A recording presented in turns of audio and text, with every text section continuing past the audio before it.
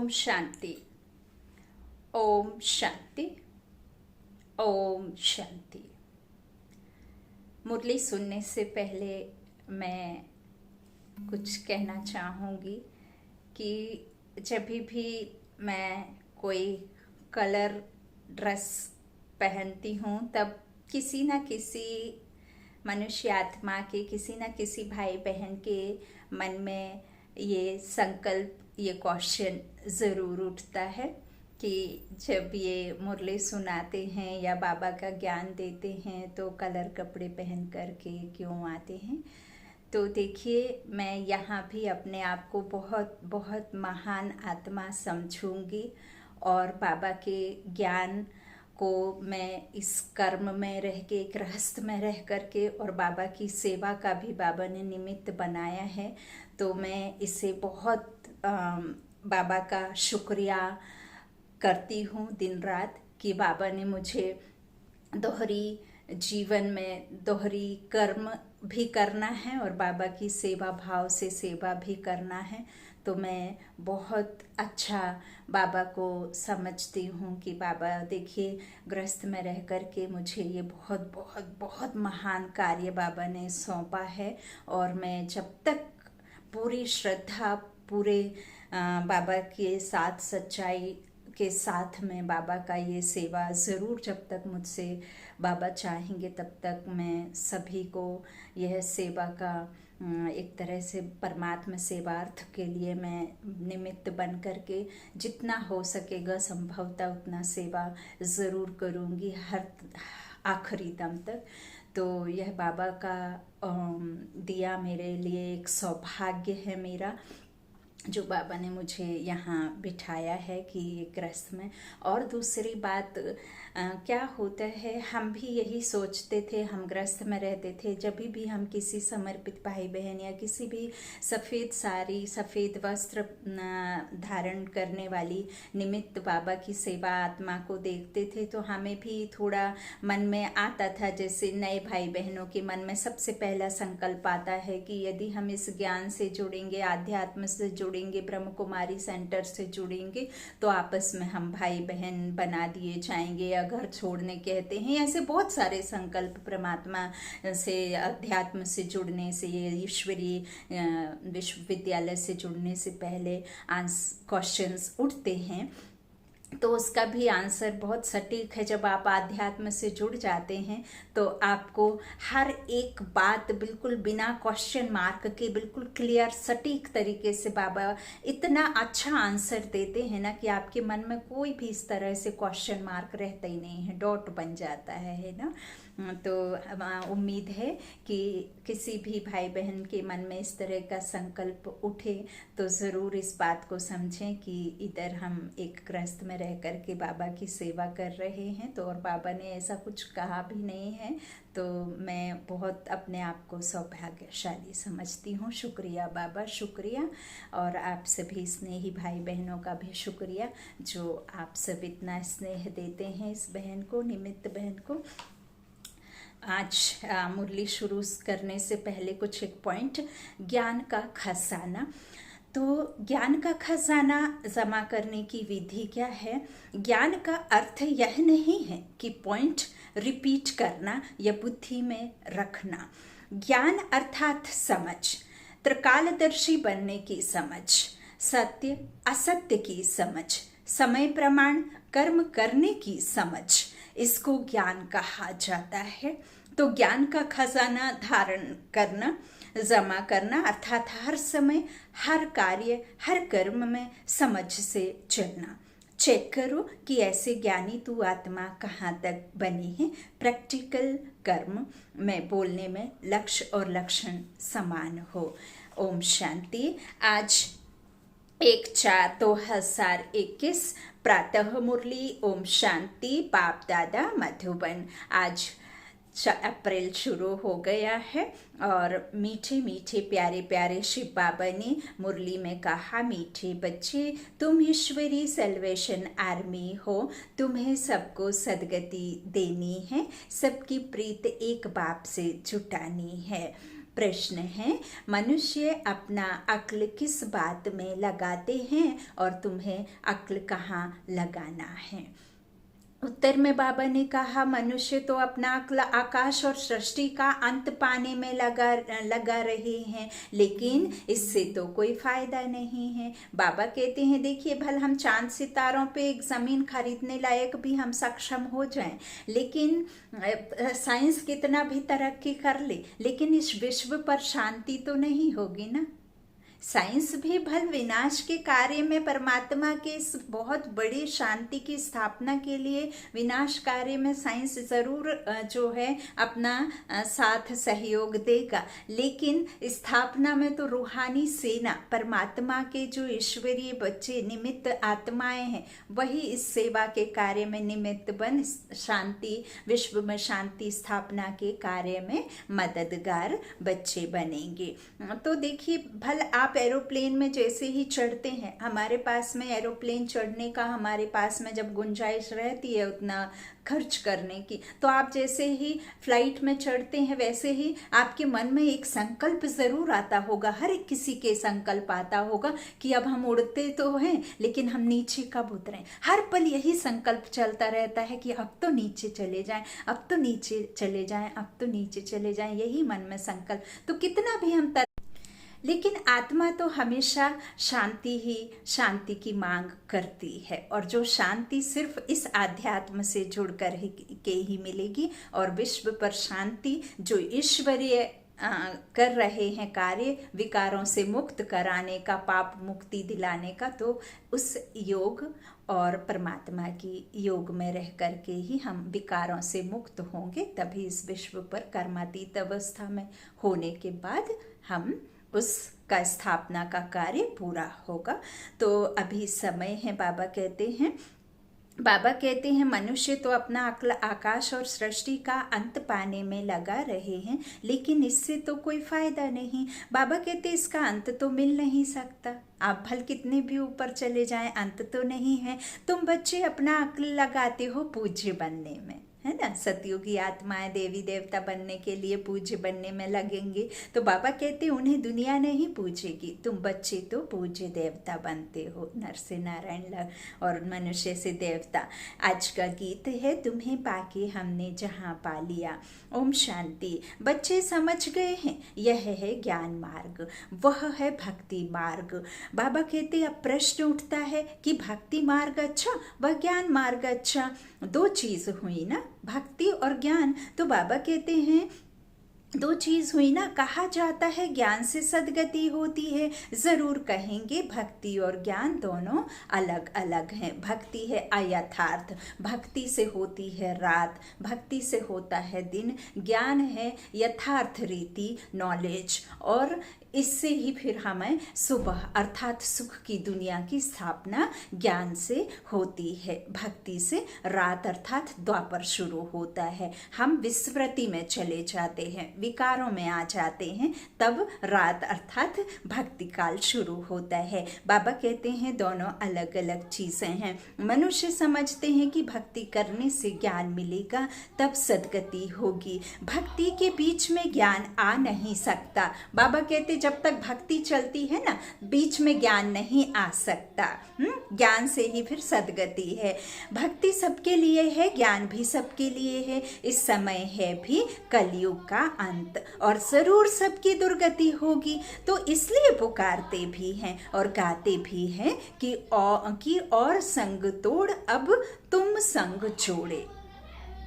अब मन का जो पंछी है, हम कहाँ उड़ाते हैं उसे, परमात्मा ईश्वर में लगाना है ना। अब इस शरीर भी, यह शरीर भी पुरानी जुत्ती, बाबा ने कहा ये बिकारी तन भी अब विनाश को है, तो अंतिम जन्म है, अब ये शरीर भी छूटना है, तो इस शरीर को भी भूलना है ना। तो बाबा कहते हैं इस तरह से कि सबके साथ में संग तोड़ अब तुम संग जोड़े। अब वह कौन है जिसके साथ हमें जोड़ना है, तो किसके साथ जोड़ेंगे? बाबा कहते यह तो समझते नहीं हैं, अक्सर करके बुद्धि कृष्ण तरफ जाती है। तो बाबा कहते हैं कृष्ण तरफ जाती है, हम सच्ची प्रीत तुम संग जोड़े। हाँ, तो किसकी दरकार ही नहीं है, बाबा कहते और किसकी तो दरकार ही नहीं है, कृष्ण को ही याद करना है। कृष्ण का चित्र तो सबके पास है। बाबा कहते कृष्ण जयंती भी मनाते हैं, फिर और कोई के पास जाने की दरकार ही नहीं है। तो बाबा कहते जैसे मीरा ने एक संग जोड़ी, हाँ, तो काम काज करते कृष्ण को ही याद करती रही। यही बात बाबा हमसे भी कह रहे हैं। हीर रांझा को सुना होगा आपने, हाँ, तो कृष्ण मीरा का सुना है। तो सबका मालिक एक है, जैसे हम साईं को भी मानते, तो वो कभी ये नहीं कहा करते थे कि मैं भगवान हूँ, वो ये कहते थे सबका मालिक एक है। हम मनुष्य आत्माओं ने गलत धारणा बना ली, हम उन्हें भगवान समझ बैठे। उन्होंने तो सदैव यही कहा है कि सबका मालिक एक है, उस एक संग नाता जोड़, सबके साथ नाता तोड़।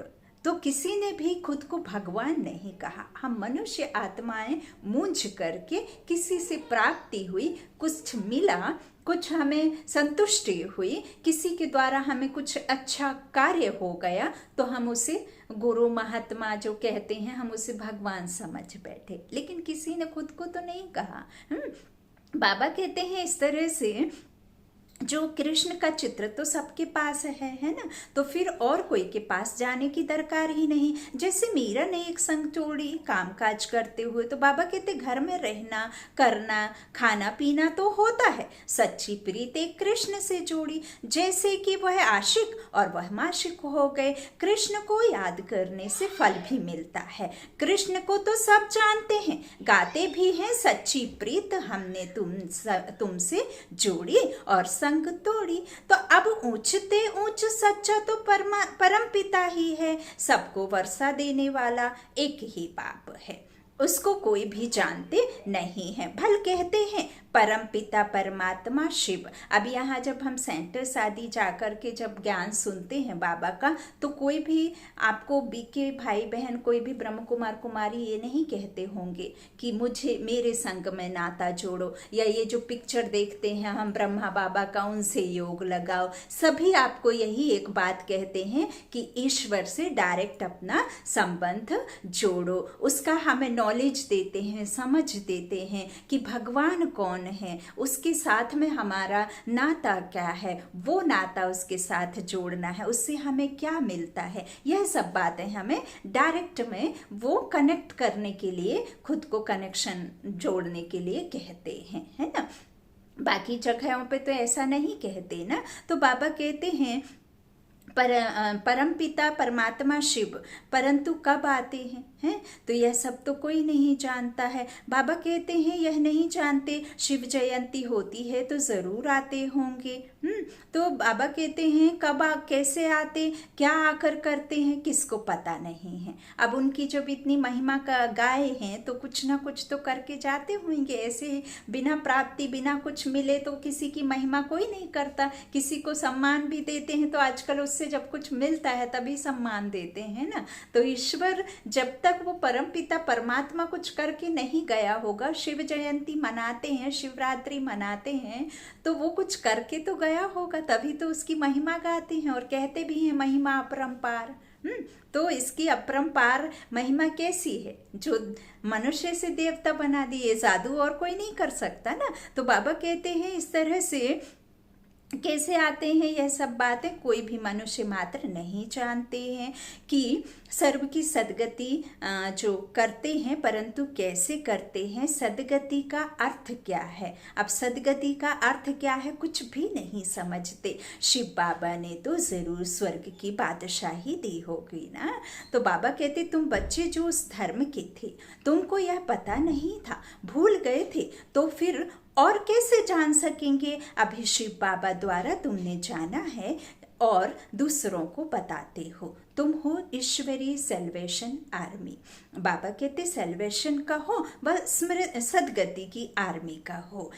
अभी तुम बच्चों पर रिस्पॉन्सिबिलिटी ठहरी। बाबा कहते तुम चित्रों पर भी समझा सकते हो। भाषाएं बहुत हैं, मुख्य भाषाओं में चित्र बनाने पड़ते हैं।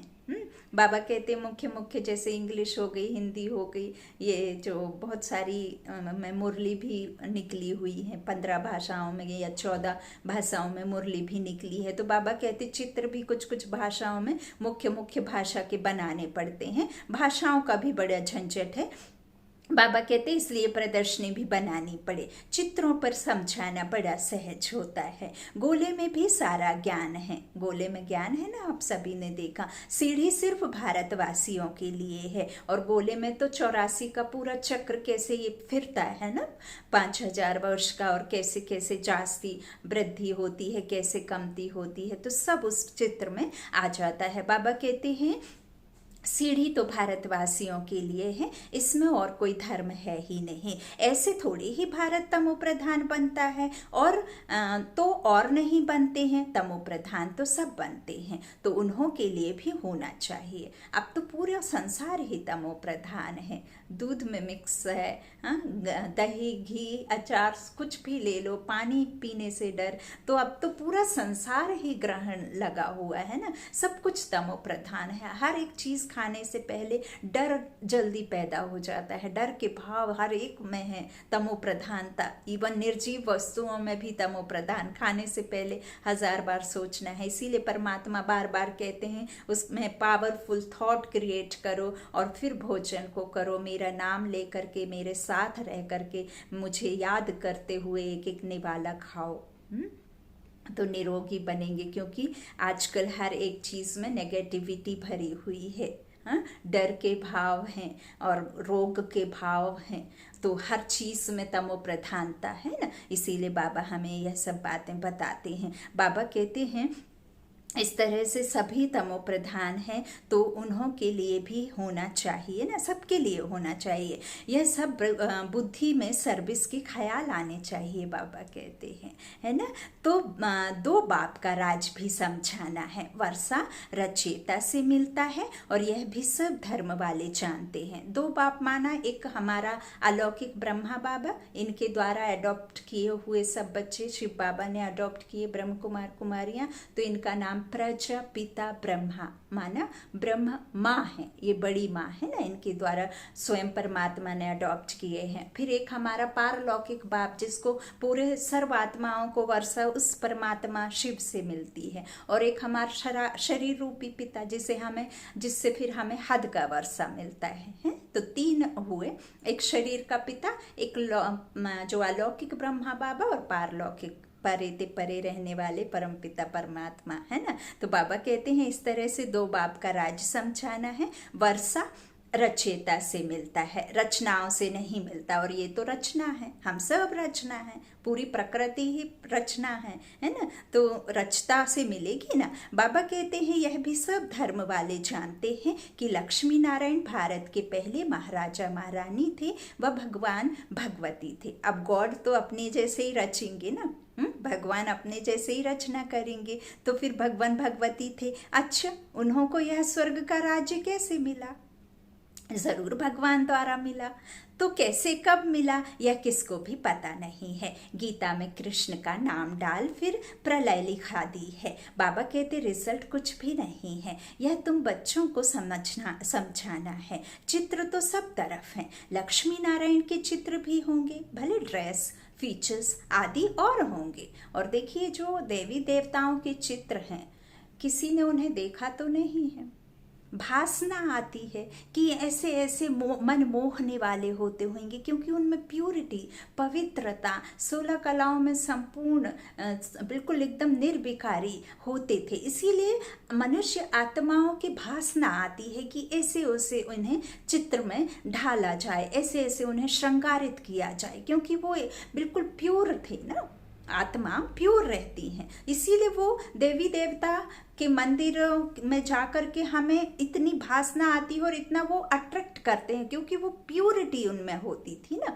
तो इसीलिए फिर वही भासना आकर के चित्रों में चित्र कर दिया। किसी को तो पता नहीं कि कैसे होते थे, स्वयं देवी देवताओं को ही नहीं पता कि हम भी ऐसे नीचे तमो प्रधान में गिर के फिर वापस बनते हैं। तो अब यह नॉलेज मिली है ना। तो बाबा कहते हैं इस तरह से फीचर्स आदि और होंगे, जिसको जो आया सो बैठ बनाया है। जैसा जैसा जिसके मन में चित्रण हुआ, कल्पना हुई, भासना जागी, वैसा वैसा कलर और ड्रेस पहना दी। तो बाबा कहते हैं जैसा जैसा आया वैसा वैसा बनाया है। अब श्रीनाथनी यह राधे कृष्ण है ना। तो बाबा कहते श्री राधे श्री कृष्ण तो ताज वाले नहीं हैं, उनको तो ताज नहीं, वो तो बच्चे रूप में है, वो तो सतो प्रधान अवस्था में बेबी, मतलब कहना चाहिए प्रिंस प्रिंसेस, राजकुमार राजकुमारी थे। तो उनके ऊपर तो ताज नहीं था। बाबा कहते हैं वो तो सतो प्रधान अवस्था थी। तो बाबा कहते काले भी नहीं हैं, तो कैसे भासना आई। तो बाबा कहते श्री राधे श्री कृष्ण तो ताज वाले नहीं हैं। तो इस तरह से ताज वाले ना होने के कारण फिर बाबा कहते हैं काले भी नहीं हैं। तो मंदिर तो अनेक प्रकार के हैं। बाबा कहते राजधानी तो लक्ष्मी नारायण की थी, लक्ष्मी नारायण की थी। जब वो रजो अवस्था माना, उनका विवाह उपरांत स्वयंवर के बाद उनको लक्ष्मी नारायण की है, ना कि राधे कृष्ण की। मंदिर तो अनेक प्रकार के बनाए हैं, नाम तो एक ही रखेंगे ना, लक्ष्मी नारायण। डिनाइस्टी लक्ष्मी नारायण की कहेंगे, डीटी धर्म जिसे कहते हैं देवी देवता धर्म, उसे लक्ष्मी नारायण का कहेंगे। बाबा कहते हैं राम सीता का घराना और लक्ष्मी नारायण का घराना। राधे कृष्ण का घराना तो नहीं होता है ना, वो तो अलग अलग देश से हैं, अलग अलग गांव से हैं। यह बातें मनुष्यों के ख्याल में ही नहीं हैं। बाबा कहते तुम बच्चे भी नंबरवार पुरुषार्थ अनुसार जानते हो। जिनको सर्विस का शौक है वह तो फतकते हैं। कोई कहते हैं हम समझते हैं, परंतु धीरे धीरे मुख खुलने की भी युक्तियां रचनी पड़ती हैं।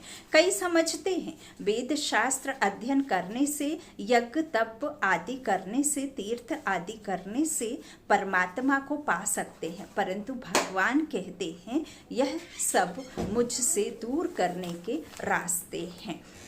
ड्रामा में सबको दुर्गति को पाना ही है। जितना हम अब परमात्मा ईश्वर भगवान निराकार है, सबका एक है, वो सर्व कल्याणकारी विश्व कल्याणकारी, अब निराकारी है। अब उनको तो शरीर है नहीं, वो तो अभोक्ता हैं। अब हम जब करते हैं तब करते हैं, व्रत रखते हैं, तो उसे ना तो चढ़ोतरी चाहिए, ना उसे कपड़े चाहिए, ना उसे मिठाई चाहिए, वो तो अभोक्ता है। सब हम ही खाते हैं। मंदिर में जाते हैं तो किसी भी कृष्ण की मूर्ति में आत्मा तो नहीं है ना, आप जाते हैं चढ़ाते हैं, आत्मा तो नहीं है।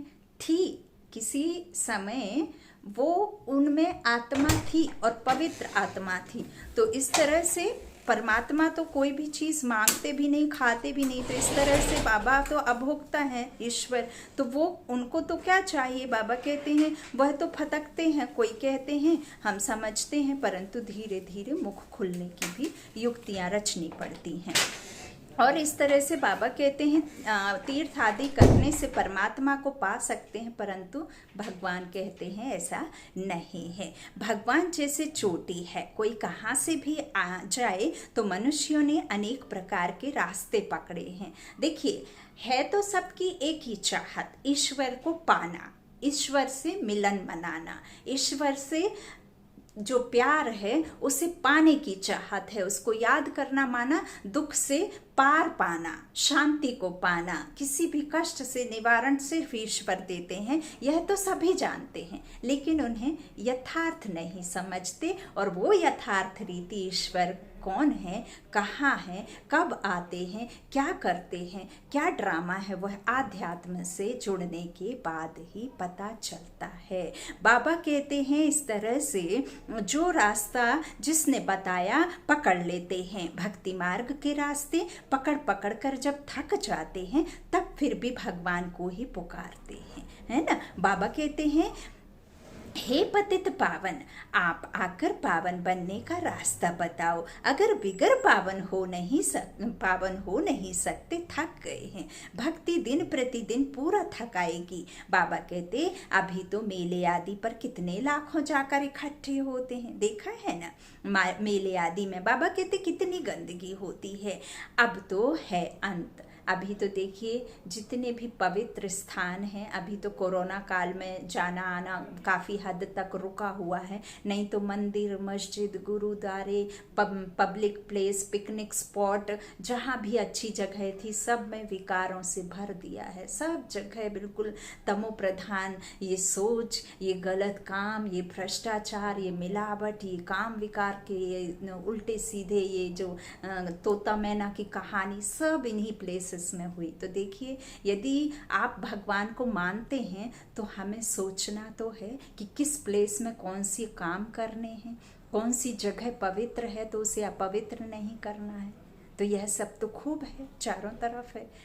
तो बाबा कहते हैं इस तरह से दुनिया को बदलना है, हैं? अभी तो कितनी गंदगी है, तो दुनिया को बदलना है। वास्तव में दुनिया एक ही है, दो भाग बनाए गए हैं, सुख दुख, और जो कहना चाहिए त्रेता सतयुग तो आधे आधे कल्प में बटा हुआ है, दिन और रात, है ना। तो बाबा कहते हैं फिर इस तरह से दो भाग हैं, यही है नर्क और यही है सतयुग, स्वर्ग। बाबा कहते हैं तो मनुष्य समझेंगे स्वर्ग नर्क अलग अलग दुनिया है, परंतु यह आधा आधा है, अलग अलग और दूसरे दूसरे संसार में नहीं है, इसी में है, इसी धरा पर है। और फिर प्रकृति को भी मिथ्या कह दिया, जबकि प्रकृति भी अविनाशी है, वो सिर्फ अपना परिवर्तन करती है। हम आत्माएं भी एक तन छोड़ दूसरा लेती हैं, लेकिन अविनाशी हैं। यह ड्रामा भी अविनाशी है और ईश्वर तो है ही।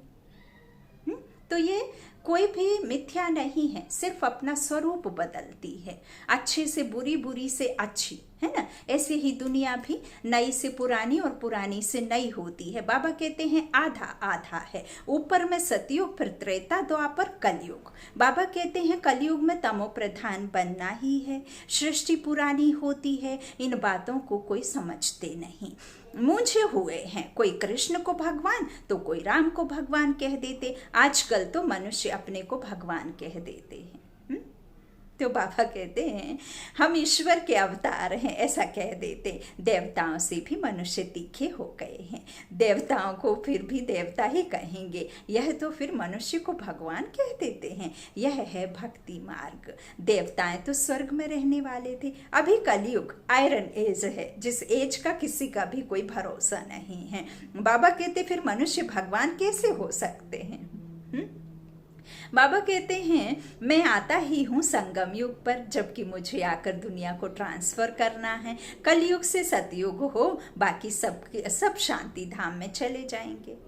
जितनी सतयुगी आत्माएं हैं वो सतयुग में आ जाएंगी, बाकी सब जो है मुक्त अवस्था में अपने धाम में रहेंगी, फिर पिछाड़ी में धीरे धीरे आएंगी, है ना। तो बाबा कहते हैं इस तरह से अगर यही चलना होता, इतने सतयुग आत्मा होती तो फिर ये विनाश लीला होती ही नहीं, है ना। तो बाबा कहते हैं इस तरह से बाकी शांति धाम में चले जाएंगे। वह है निराकारी दुनिया, जहाँ की आत्माएं रहने वाली हैं। यह है साकारी दुनिया, जहाँ हम एक दूसरे को देख कर, छू कर महसूस करते हैं, देख कर पहचानते हैं, हाँ, इस तन को लेते हैं ना, तो साकारी दुनिया है। बाबा कहते हैं इस तरह से निराकारी झाड़ भी समझाने लिए बड़ा बनाना पड़े। ब्रह्म महातत्व भी इतना बड़ा है जितना बड़ा आकाश है, दोनों का अंत नहीं पा सकते हैं, भल कोशिश करते हैं, एरोप्लेन आदि में जाएंगे परंतु अंत नहीं पा सकेंगे, नहीं पा सकते हैं। बाबा कहते हैं इस तरह से समुद्र ही समुद्र, आकाश ही आकाश है, वहाँ तो कुछ भी है नहीं। तो भल कोशिश बहुत करते हैं, परंतु इन सब बातों से फायदा क्या? समझते हैं हम, अपना अक्ल निकालते हैं। यह है मनुष्य का अक्ल। साइंस का घमंड भी मनुष्य में बहुत है। बाबा कहते भल कितना भी कोई अंत पाए, परंतु उनको सारी दुनिया पूजेगी तो नहीं ना, वो पूज्य तो नहीं बनेंगे ना। बाबा कहते देवताओं की तो पूजा होती है, तुम बच्चों को बाप कितना ऊंच बनाते हैं, सबको ले जाते हैं शांति धाम। भल यह है सब जानते हैं, हम मूल वतन से आते हैं, हम आत्माएं जहाँ की रहने वाली हैं ना, उसे ही निर्वाण धाम, शांति धाम, मूल वतन, फर्स्ट फ्लोर कहते हैं। फिर सेकंड फ्लोर सूक्ष्म वतन, और ये जो थर्ड फ्लोर है ये दुनिया मनुष्य आत्माएं जहाँ तन को लेकर के साकारी दुनिया में आती हैं, तो यह है 3rd फ्लोर, है ना। तो बाबा कहते हैं यहाँ फिर हम पाठ बजाती हैं ना, आत्मा मूल वतन से हम आत्माएं आते हैं, परंतु जिस प्रकार तुम समझते हो वैसी दुनिया नहीं है।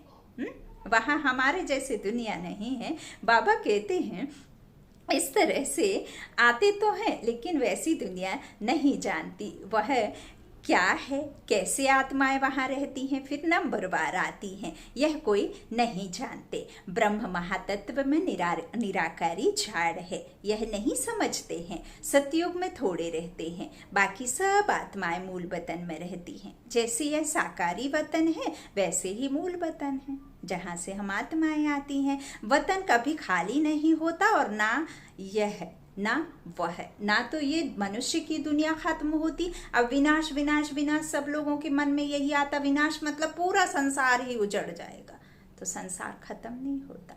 मुट्ठी भरे लोग बचते हैं। बाबा ने कई बार मुरलियों में कहा प्रलय हो जाए तो फिर दुनिया कैसे चलेगी, प्रलय तो फिर सब कुछ विनाश। विनाश माना विकारों का विनाश, विकारी आत्माओं का खात्मा।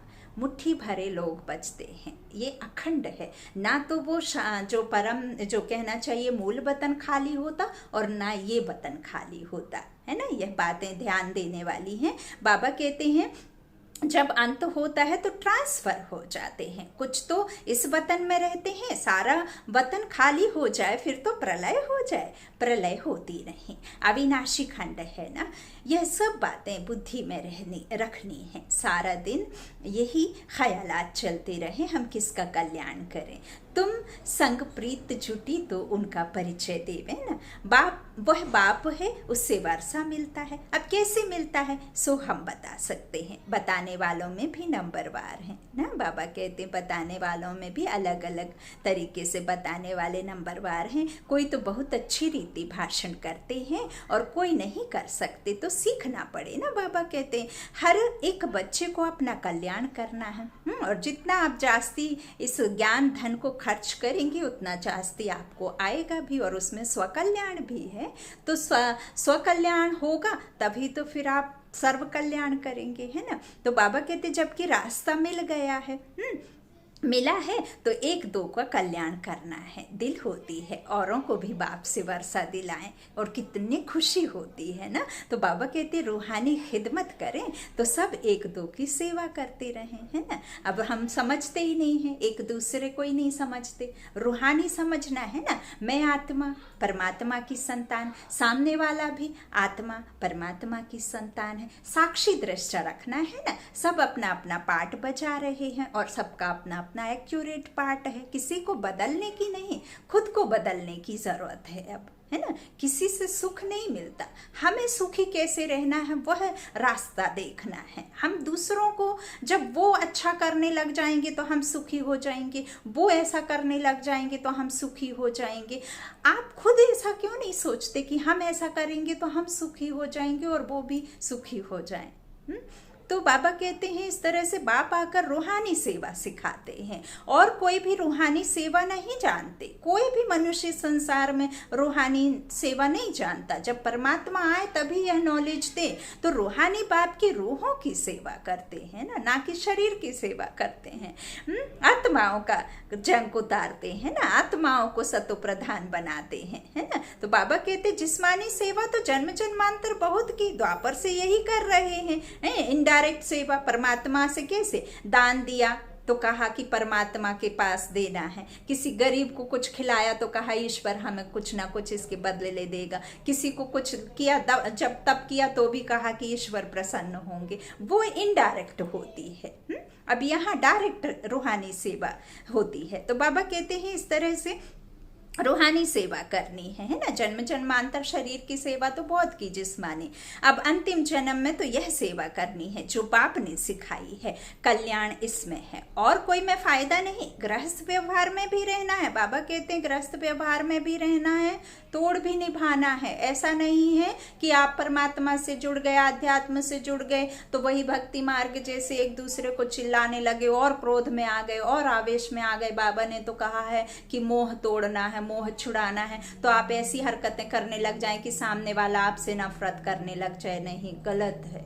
और आपको उल्टा प्रेम अपने संस्कारों से भरना है, अपने भरतू जाना है ना। हम खाली हाथ नहीं जाने वाले हैं, हमारी मुट्ठी खुली आई थी और मुट्ठी बंद करके जाना है। बहुत सारे हमें ज्ञान रत्नों से अपनी आत्मा को ये झोली भर के ले जाना है ना। तो यह सोच रखनी है। तोड़ बाबा कहते गृहस्थ में व्यवहार में रहना है, तोड़ निभाना है, उनको भी यही समझा कर कल्याण करना है। अपनी सोच से सामने वाले की वृत्ति बदलनी है ना। बाबा कहते हैं प्रीत होगी तो कुछ सुनेंगे। कई तो डरते हैं कि पता नहीं हमको भी संन्यास ना करना पड़े। अब जो शुरू में मैंने आपको पॉइंट बताए कि जो कलर कपड़े कई बार हम पहन के आते हैं तो किसी न किसी के मन में जो क्वेश्चन आता है, तो बाबा देखिए कई तो फिर बीके बहनों के, बीके भाइयों के इसीलिए भी नहीं सुनते हैं कि अब ये सफ़ेद साड़ी पहन के बैठ गई, क्या पता क्या सुनाएंगी। ऐसा तो नहीं कि पहले ही क्वेश्चन इनका हो जाएगा कि आप पवित्र रहो, आपस में छोड़ दो, घर बार छोड़ दो, भाई बहन बन जाओ। हाँ, तो ज्ञान में जब आपको उसकी डेप्थ में जाएंगे, गहराई में जाएंगे, तो अपने आप ही ये सब चीज़ें सामने वाले के बुद्धि में आ जाएंगी। उसको समझाने या कोई डिबेट करने की बात नहीं है ना, है ना। तो बाबा ने जब आपको दो दो पार्ट में ड्रामा दिया है तो दोनों पार्ट ये भी हमारा कर्म है। जहाँ हम ड्रामा में है वो भी कर्म है, और बाबा ने निमित्त बनाया वो भी कर्म है। तो कई इसीलिए भी अवॉइड करते हैं, कर्सर दबा के सुनते ही नहीं है कि क्या पता ये कौन सी ऐसी बात कह दें। तो ये सब बातें समझने की हैं। बाबा कहते हैं कई तो डरते हैं कि पता नहीं हमको भी सन्यास ना करना पड़े। आजकल तो सन्यासी बहुत है ना। कफनी पहन दो, अक्षर सुनाया, खाना तो मिल ही जाता है कहाँ ना कहाँ से। कोई दुकान पर जाएगा तो 2 पूरी दे देंगे, फिर दूसरे पास जाएंगे तो पेट पूजा हो जाती है। भीख मांगने वाले भी अनेक प्रकार के होते हैं। बाबा कहते हैं इस तरह से इस बाप से तो एक ही प्रकार का वर्षा मिलता है ना। बाबा कहते बेहद की बादशाही मिलती है, सदा निरोगी बनते हैं और साहूकार मुश्किल उठते हैं। गरीबों का भी कल्याण करना चाहिए। बाबा प्रदर्शनियां बहुत बनवा रहे हैं क्योंकि गावड़े बहुत है ना। मिनिस्टर आदि समझेंगे कि यह नॉलेज अच्छी है तो सब सुनने लग पड़ेंगे। हाँ, आगे चलकर तुम्हारा नाम वाला होगा, फिर बहुत आएंगे। कट निकालने में टाइम लगता है, ऐसा नहीं कि एक दिन में निकल जाएगी। रात दिन कोई लग जाए तो शायद निकल पड़े। आत्मा प्योर हो जाएगी तो फिर यह शरीर भी छोड़ेगी। यह सब समझने की बातें हैं, प्रदर्शनी में भी समझ आना है। मुख्य है सारी भारत की बात। बाबा कहते हैं इस तरह से जो हम सब बातें समझाते हैं ना, तो बाबा प्रदर्शनियाँ तो बहुत बनवा रहे हैं और अच्छी रीति समझा भी रहे हैं। बाबा कहते हैं इस तरह से आत्मा प्योर हो जाएगी तो फिर यह शरीर भी छोड़ेगी। यह सब समझने की बातें हैं, प्रदर्शनी में भी समझाना है। मुख्य है सारी भारत की बात। भारत का राइज हो जाता है तो सबका राइज हो जाता है। प्रोजेक्टर से भी प्रदर्शनी में जास्ती सर्विस हो सकती है। धीरे धीरे वृद्धि को पाते जाएंगे, दिन प्रतिदिन तुम्हारा नाम वाला होता जाएगा। यह भी लिखना चाहिए कि 5000 वर्ष पहले भी ऐसा ही हुआ था। नथिंग न्यू, जो हुआ वही हो रहा है। बाबा कहते हैं बहुत क्लियर बात है, परंतु जब किसकी बुद्धि में यह बैठे, अखबार में डाल सकते हैं तो कुछ समझें तो सही। ज्ञान मार्ग में बड़ी फर्स्ट क्लास अवस्था चाहिए। बाबा कहते हैं सामने वाला क्वेश्चन करे तो आपको सब फर्स्ट से उसका आंसर आना चाहिए, नहीं तो आप आंसर में मूंझ जाएंगे। जब आपको ही उसमें आपके में ही धारणा नहीं है तो हम सामने वाले को समझा नहीं पाते हैं ना। तो कोई क्वेश्चन करेगा तो मूंझ जाते हैं, कंफ्यूज हो जाते हैं। बाबा कहते हैं ऐसी ऐसी बातों को याद कर हर्षित भी रहना होता है। प्रैक्टिस पड़ जाए तो फिर अवस्था बहुत खुश मिजाज हो जाती है। अच्छा, बाप दादा का याद प्यार ले लीजिए। मीठे मीठे सीखी लाधे बच्चों प्रति माता पिता बाप दादा का याद प्यार और गुड मॉर्निंग। मॉर्निंग। रूहानी बाप की रूहानी बच्चों को नमस्ते। हम रूहानी बच्चों की रूहानी माता पिता बाप दादा को याद प्यार और नमस्ते स्वीकार कीजिए। शुक्रिया बाबा, मीठे बाबा, प्यारे बाबा, सबका साथी सबका सहारा, मेरा बाबा मेरा बाबा। धारणा के लिए मुख्य सार आज पहला बाबा ने कहा, और सबसे बुद्धि की प्रीत तोड़ एक बाप से जोड़नी है और सबकी प्रीत एक बाप से जुड़ाने की भी सेवा करनी है। दूसरा बाबा ने कहा, सच्चा सच्चा रूहानी खिदमतगार बनना है, अपना भी कल्याण और करना है और दूसरों को भी रास्ता बताना है। ऐसे नहीं कि अपनी झोलियां भर ली फिर दूसरों के लिए हमने सोचा कि अब हम तो खुश हैं, अब दूसरों को जाने दीजिए, है ना। ऐसी सोच नहीं रखना, अवस्था बहुत खुश मिजाज बनानी है। आज का वरदान बाबा ने दिया, एक बाप की स्मृति से सच्चे सुहाग का अनुभव करने वाले भाग्यवान आत्मा भव। जो किसी भी आत्मा के बोल सुनते हुए नहीं सुनते, किसी अन्य आत्मा की स्मृति संकल्प व स्वप्न में भी नहीं लाते, अर्थात किसी भी देहधारी के झुकाव में नहीं आते, एक बाप दूसरा ना कोई इस स्मृति में रहते हैं, उन्हें अविनाशी सुहाग का तिलक लग जाता है। ऐसे सच्चे सुहाग वाले ही भाग्यवान हैं।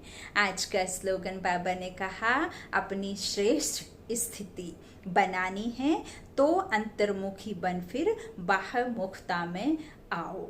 बाबा कहते हैं, अपनी श्रेष्ठ स्थिति बनानी है तो अंतर्मुखी बन फिर बाह्यमुखता में आओ। अपनी श्रेष्ठ संकल्प, श्रेष्ठ सम्मान, श्रेष्ठ स्थिति रहेगी, तभी तो हम सामने वाले की वैसे ही प्रति चेंज कर पाएंगे ना। यदि हम ही मूंझे रहेंगे तो नहीं कर पाएंगे। शुक्रिया बाबा। ओम शांति, ओम शांति। सभी स्नेही भाई बहनों को बाबा का खूब खूब याद प्यार और खूब स्नेह है। ओम शांति।